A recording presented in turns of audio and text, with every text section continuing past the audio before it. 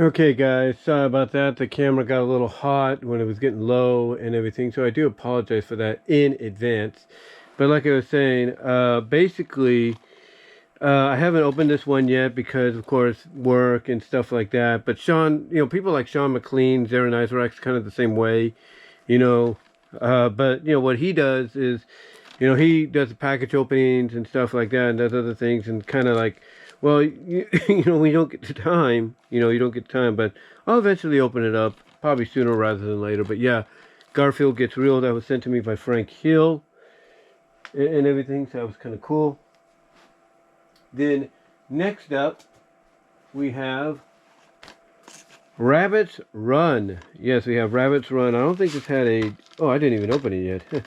Go figure. It might have some bonus features on it too. So, oh, not bonus features, but like a code and everything. So let me open this one up at least, because if it has a code, I can put it on digital, But yeah, we have Rabbits Run. We have Rabbits Run here, so let me just put that right there. See if it's got anything. No, it's just a movie. But yeah, we have Rabbits Run, which is the Lola and Bugs movie where they go invisible, and basically it's thanks to Lola doing it. And it's kind of based on the Looney Tunes show itself. So really cool to have that. So yeah, let me just do something real quickly. There we go. Take care of something right there.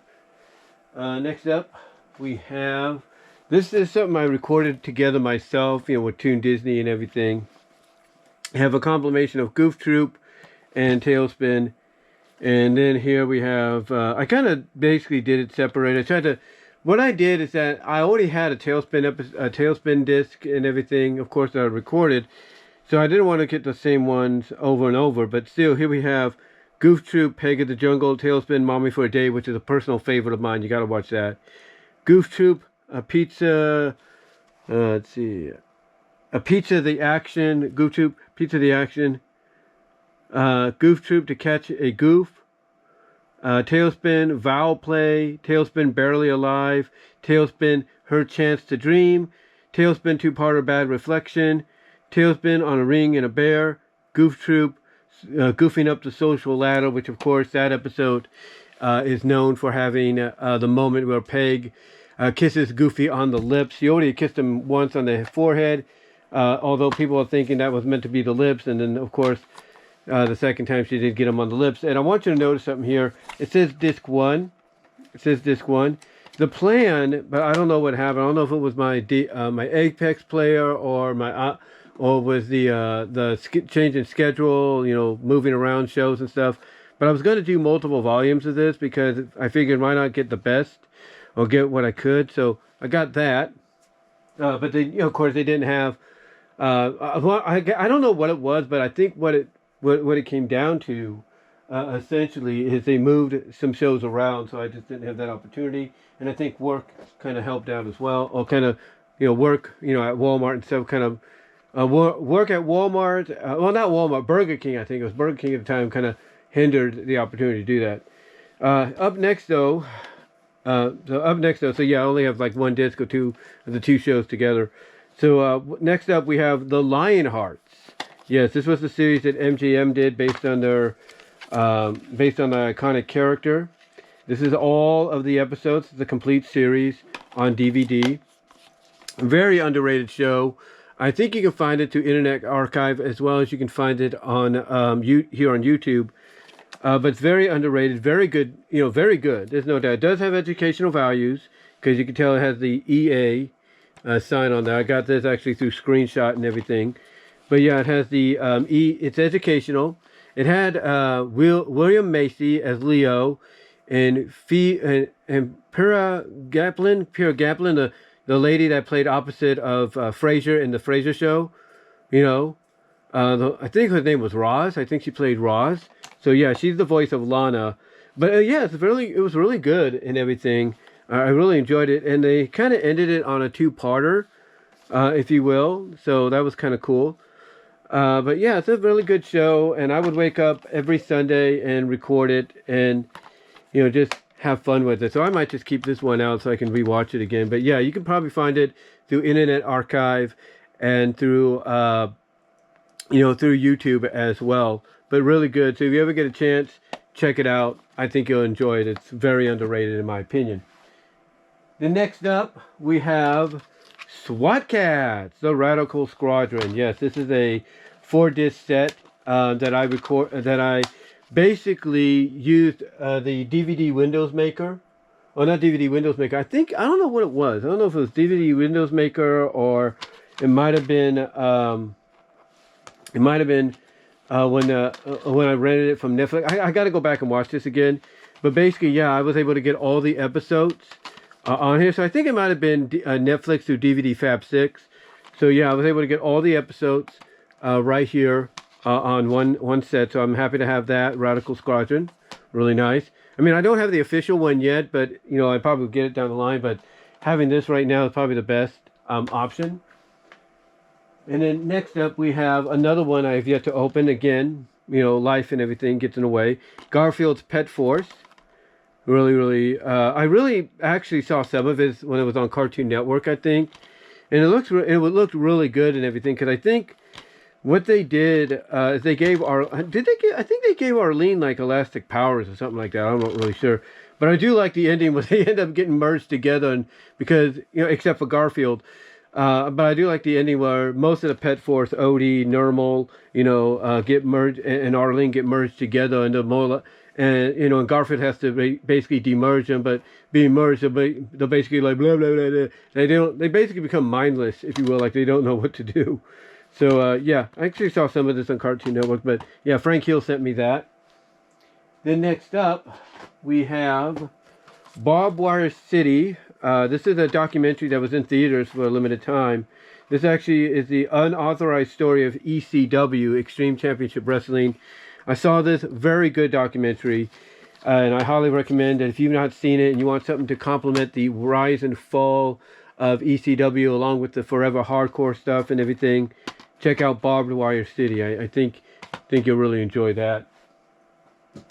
Then next up, we have Mighty Mouse, The New Adventures. Yes, this is the one done by the same people that did the animation for like Ren and Stimpy and some of the other shows that came afterwards.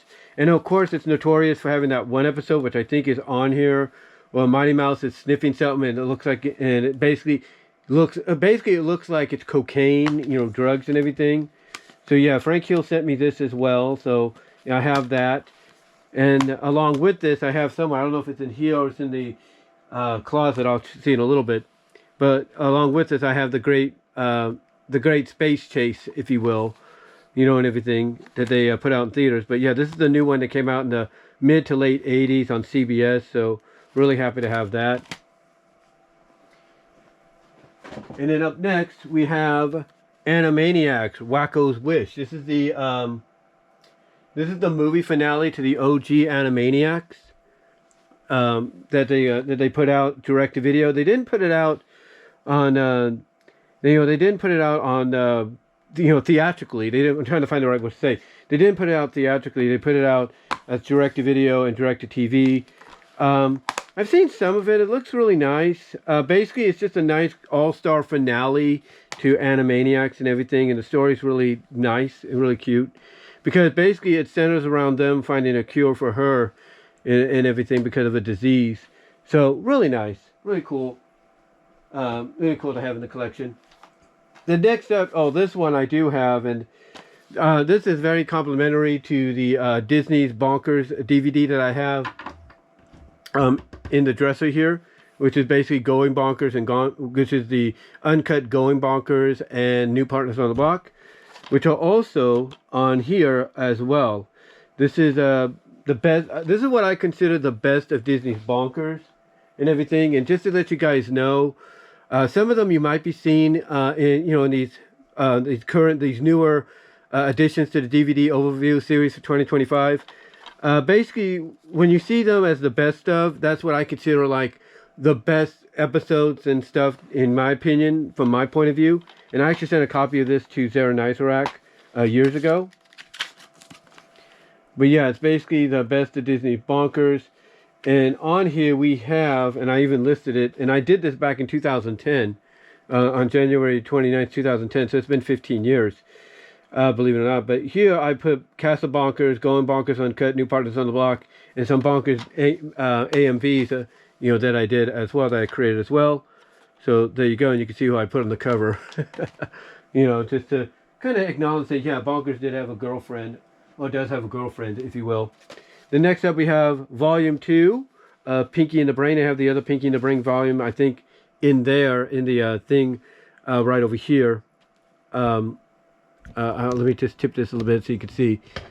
But I have it in there. I think I have it under there somewhere. Let me just put that back now. But yeah, basically I have both volumes, again, sent to me by Frank Hill. Pinky and the Brain, of course, started on Animaniacs and everything. And, you know, it was so popular that Warner Brothers decided to spin them off into their own show.